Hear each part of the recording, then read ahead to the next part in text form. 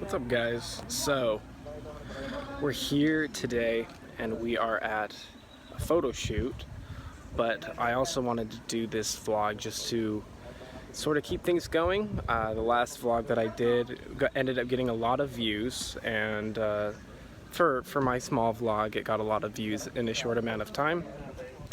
So I think I had a really good one for you guys today. I've shown you guys a lot about like the different successes that I've had while I've been out here, but there's one thing that I wanted to talk about, and that was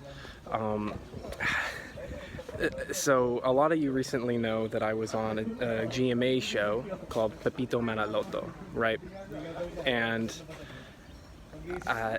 it was my very first time being on a GMA appearance, but what you guys may not know is how long it took for me to get there. So before I was even known on Showtime, and even before that, before I had any contacts with Channel 2 or anybody really, I was trying to get on with GMA, and it didn't work out super well. So let me take you through the 5 shows that I almost got before I ended up finally being on Pepito Manaloto, episode 440, Earth Hour. So sit back, relax. I hope you enjoy the background for today's video, and we'll get it just started.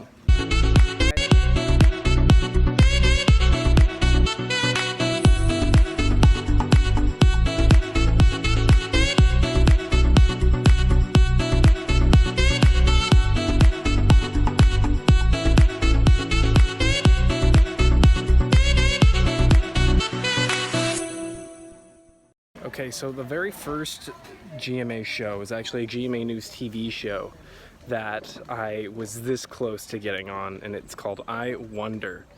I'll put a thing up so you guys can see what I'm talking about. Basically, in this show, I'd been told that it was a really fun show for guests, and when I came over, I just barely moved into my brand new penthouse in Makati. I just moved in. I was talking to my 2 roommates, and I had been going to castings basically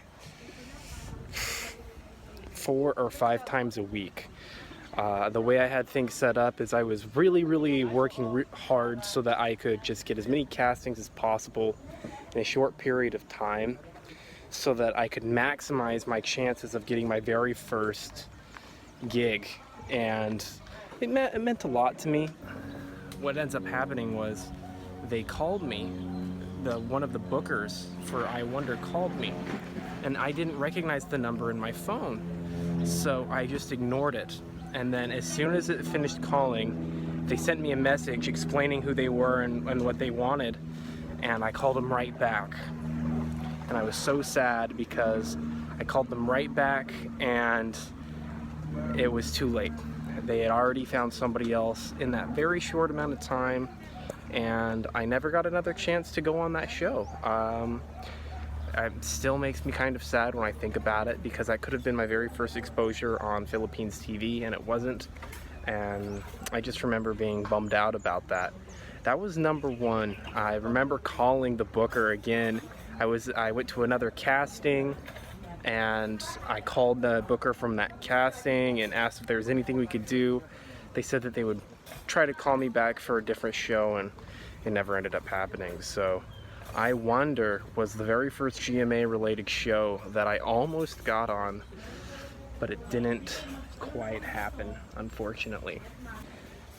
The second show that I almost got on was an even closer miss than I Wonder was, and that second show was Victor Magtang. So when I was supposed to be on Victor Magtang, I got a call from another booker, and it was just going to be an extra role. So I was just going to play an extra character, and that was it. They're really nice to me. They give me some food, they give me wardrobe, and then one of the bookers I had been working with at the time, He had tried to claim exclusivity over me, and he had basically made my career out here really difficult for a few years. I informed this booker that I was doing this, and he didn't want me to do it, so he made a huge deal out of it, demanded numbers from the production staff and whatnot. Anyways, I was still brand new to this whole show business thing, so as a mistake, I gave all these numbers to him, and he ended up calling people and trying to get me taken off. And they weren't gonna do it, but I ended up caving in, and I still kind of regret that. I ended up caving and saying, like, I can't do it. And that one was probably the closest I'd been, because I was on set, and I was dressed in, you know, wardrobe, and I was ready for makeup, and then I didn't go through with it. To this day, if I just had known my rights, and I had known that that booker had no rights over my work, I probably would have pushed through with that one anyways, but I didn't. So that's number 2. It's Victor Magtang gold. Number 3 was Dear Oogie, and this one actually got reported on in the news a little bit. So I was in what was it?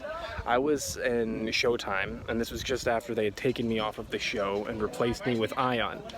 But as I'll talk about more in my Showtime video, that I'll talk about more what happened there in the future, I was still under the impression that I was probably going back. And I thought that I was probably going back for a month or 2. I still thought I was going to be back at that show. And so an opportunity arose for me to act in a role on Dear Oogie. And I was supposed to play opposite, I can't remember, but one of the big stars there, it might have been like Donalyn Bartolome.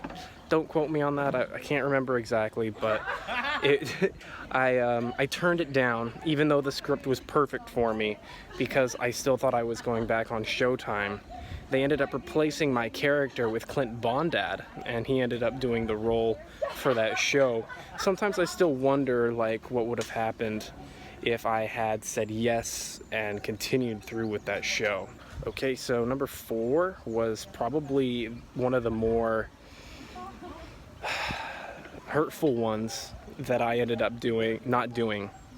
And that one was a show. It's been discontinued now on GMA, I believe, and replaced with a different Sunday show, but it used to be GMA's Sunday show, Sunday Pina. And that one, I went there, they asked me to come, they had known me from Showtime, and they kind of wanted to replicate a little bit of that success on the Sunday show. And so I went and I auditioned. I did some dancing for them. I did like a singing thing, and I talked with the cast and everything like that. And everything was going great. So they offered me a spot, and it was going to be an every Sunday spot on GMA. And I was super excited, and they wanted to start that Sunday.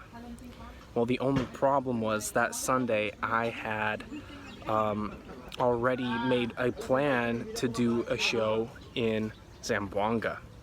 And so when I went down to Zamboanga, I knew that there was a chance that they might go in a different direction, but I was assured that when I came back the very next week, it would all be okay, right? And then I would just be on that show and we would get started. Well, turns out, like, that week goes by, I get back from Zamboanga, and then we go to Manila, and I'm talking to my contacts there in Manila, and unfortunately they never replied. Turns out they had gone in a different direction, and they never answered any of my messages after that. So I'm not exactly 100% sure what caused them to go in a different direction, but I do remember that they were thinking about putting me in a segment perhaps with Madam Kilai in Sunday Pina. So at this point I was really like, man, GMA is really hard to get on, because I had been on ABS-CBN doing a bunch of things already. My showtime had come and passed, right? And here were 4 different shows that I tried to get on that I like almost got on, just so close, and then they just fell through. And that leads me into my 5th show. So the 5th show was probably one of the harder ones to take because of all of the different red tape that I went through. The last one, I have a friend who's a vlogger, and his name is Dwayne Woolley. He gets me in contact with somebody who promised me a spot in the new, well, it's not a new, but it was like a rebooted segment of You're My Foreignoy, which was on Eat Bulaga. It wasn't a regular role, but it was definitely a featured role for this special segment that they were holding. And it's also one of the ways that Dwayne got, you know, kicked off his career in the Philippines doing his vlogging, and also got him on TV shows himself. So it was a good opportunity, which is funny because Dwayne and I are still really good friends to this day. I don't hold this against him, but I complained about this to him a little bit, and it was funny. But what ended up happening was I go there and I am all the way at the auditions. And if, for those who don't know, Ibulaga's auditions are in Cainta, at the studios out in Cainta. So it's quite a ways away from everywhere else, and I had to drive pretty far. Finally get there, waiting to do the audition because you have to audition, and they decide like to take us through the show first so that we can see a live studio show. And so I sit through the live studio show, and then I'm waiting for the audition, and it turns out the guy who's slated to audition right before me, the one person right before me, he's from Salt Lake, just like me, and he's happy, just like I am. He ended up getting the spot over me, and I had waited that whole time and got upset because I was basically promised a role on the show, and it turns out it was just the booker was overconfident when they told me, and it wasn't actually the production promising anything. Those were the 5 shows that I almost got on, but I didn't quite. I Wonder, Dear Oogie, Victor Magtang, Sunday Pina Saya, and Eat Bulaga. And it wasn't until this year, 2021, so like 2 or 3 years later, that I was actually able to get onto a GMA show in Pepito Manaloto. So remember guys, it takes a lot longer than you guys think it does. Of course I don't hold GMA accountable for any of this or anything like that. I just wanted to make this video to show people like it's not just as easy as you think. Even when you do have shows under your belt and social capital and everything, it can still be really difficult to finally get that show. And that's why I like to say to people, like, just don't believe that you're gonna get don't believe blindly that you're going to get a project or a role until you're in front of the camera and it's rolling, you've signed the contract or whatever. So yeah, if you guys are interested, you want to hear or see something different or new or a different topic, or you want me to cover something, anything like that, let me know in the comments below. Please don't forget to like, comment, and subscribe to this video. I am trying to do this new thing where each time the video gets 1,000 views, while I'm building up the vlog a little bit more, I come out with a new video. So I know that the videos have been slow coming so far. I've never really considered myself much of a vlogger, but you know, it's 2021, why not try something a little bit different? And I'll see you guys in the next one.